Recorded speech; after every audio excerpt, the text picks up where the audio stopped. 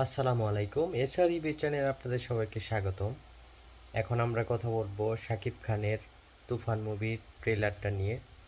তুফান মুভির ট্রেলারটা আসলে কীরকম হয়েছে সেটা সবাই আপনারা দেখেছেন এরই মধ্যে। রায়হান রাফি পরিচালিত তুফান মুভিতে তিনি ভালো ভালো বাঘা বাঘা অভিনেতা অভিনেত্রীদের নিয়েছেন। মেগাস্টার শাকিব খান, মিশা সওদাগর, চঞ্চল চৌধুরী, নাবিলা, মিমি চক্রবর্তী, সালাউদ্দিন লাবলু, শহীদুজ্জামান সেলিম, ফজলুল হক বাবু, মানে বাংলাদেশের যত ভালো ভালো অভিনেতা অভিনেত্রী আছে সবাই তুফান মুভিতে আছে।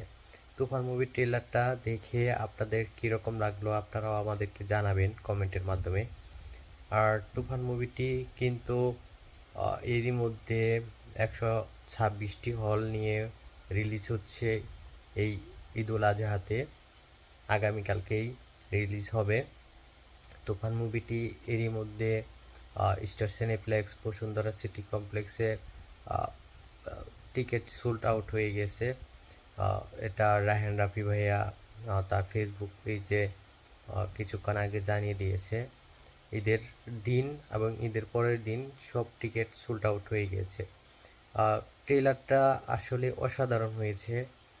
আশা করতেছি মুভিটি আরও ভালো হবে।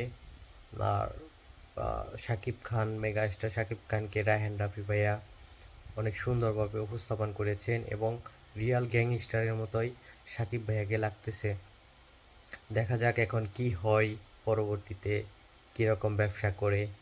আসলে এই মুভিটার উপরে অনেক কিছু ডিপেন্ড করতেছে। এই মুভিটি যদি ভালো ব্যবসা করে তাহলে দেখা যাবে যে ভালো ভালো প্রযোজক বাংলাদেশের মুভিতে ইনভেস্ট করতেছে এবং আমাদের বাংলাদেশের মুভি ইন্ডাস্ট্রি অনেক এগিয়ে যাচ্ছে। সবাই ভালো থাকবেন আর আমার এই চ্যানেলটি সাবস্ক্রাইব করবেন। ধন্যবাদ সবাইকে।